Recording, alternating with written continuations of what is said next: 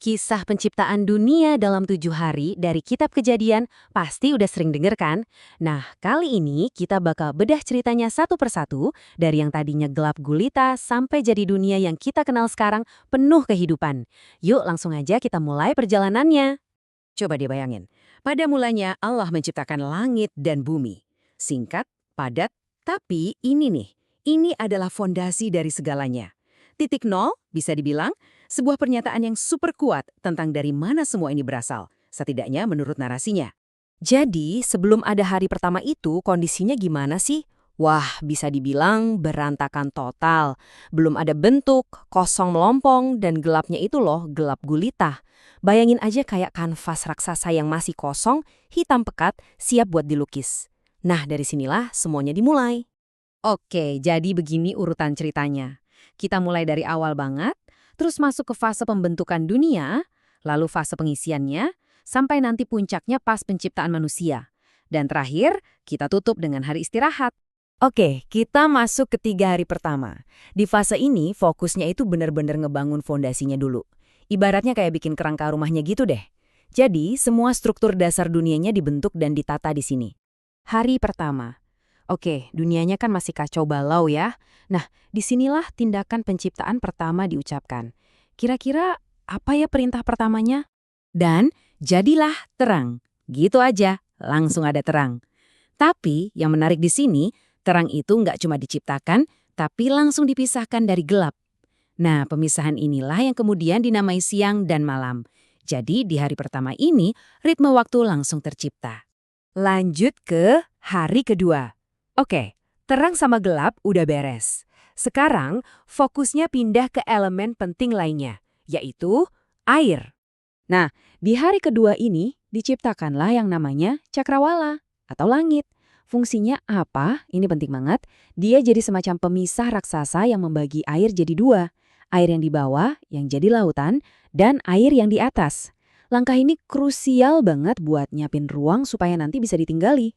Hari ketiga, pembentukan dunianya masih lanjut. Kali ini, air yang tadinya menutupi semua dikumpulin jadi satu, biar muncul daratan kering. Jadilah daratan dan lautan. Tapi nggak berhenti di situ. Daratan yang baru muncul ini nggak dibiarin gersang. Langsung diperintahkan buat numbuhin kehidupan pertama, berbagai macam tanaman dan pohon-pohonan. Oke, jadi fondasi dan kerangka rumahnya udah jadi nih dalam 3 hari pertama. Sekarang 3 hari berikutnya, saatnya buat ngisi rumah itu. Di fase kedua ini, mulailah muncul benda-benda langit dan para penghuninya. Di hari keempat, langit yang tadinya kosong mulai diisi. Ada 2 lampu raksasa yang diciptakan. Satu yang lebih besar buat ngatur siang, dan satu lagi yang lebih kecil buat ngatur malam. Tapi fungsinya lebih dari sekedar ngasih cahaya loh. Bareng sama bintang-bintang, mereka jadi kayak kalender kosmik, penanda hari, musim, dan tahun. Keren kan? Waktu jadi makin teratur. Nah, di hari kelima, dunia mulai hidup beneran. Terjadi semacam ledakan kehidupan di air dan di udara. Lautan yang tadinya sepi, tiba-tiba jadi ramai sama segala jenis makhluk. Dari yang super gede sampai yang kecil-kecil. Langit juga sama, penuh sama kepakan sayap burung.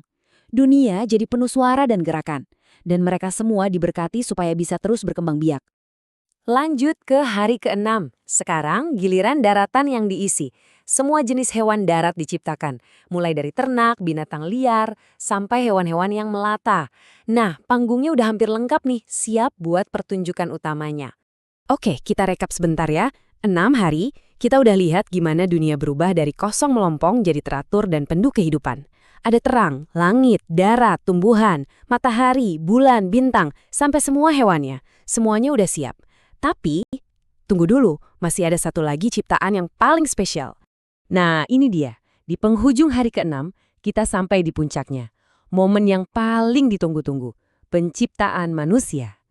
Cara perkenalannya pun beda banget, unik. Nggak kayak ciptaan-ciptaan sebelumnya. Ini momen yang penting banget, coba perhatiin deh bahasanya.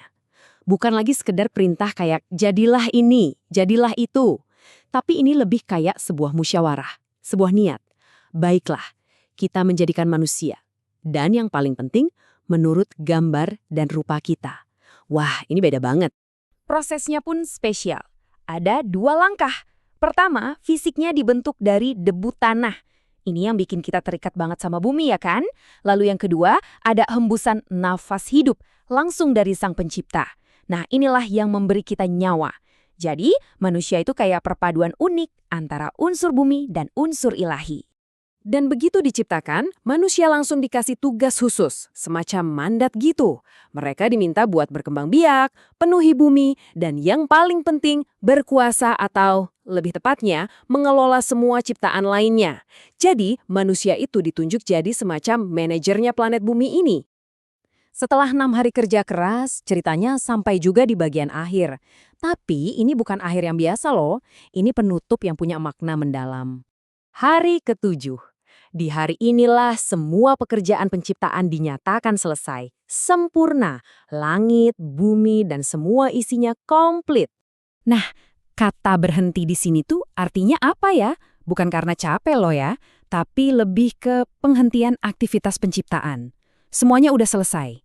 Dengan berhenti, hari ketujuh ini jadi hari yang spesial, hari yang diberkati dan dikuduskan. Jadi semacam tanda bahwa semua ciptaannya udah sempurna dan lengkap. Dan ini nih kesimpulannya. Kalau di hari-hari sebelumnya penilaiannya cuma baik, setelah semuanya lengkap, termasuk manusia, penilaiannya jadi sungguh amat baik. Wow, ini kayak stempel persetujuan final bahwa semua yang diciptakan itu sempurna banget. Jadi kita udah lihat ya gimana narasi ini ngegambarin perjalanan dari yang tadinya kacau balau jadi sebuah dunia yang teratur. Kita udah tahu gimana prosesnya. Tapi mungkin pertanyaan yang lebih dalam lagi adalah kenapa? Kenapa urutannya harus seperti ini? Apa sih makna di balik semua ini? Dan apa pesannya buat kita tentang dunia ini dan peran kita di dalamnya? Coba deh kita renungkan.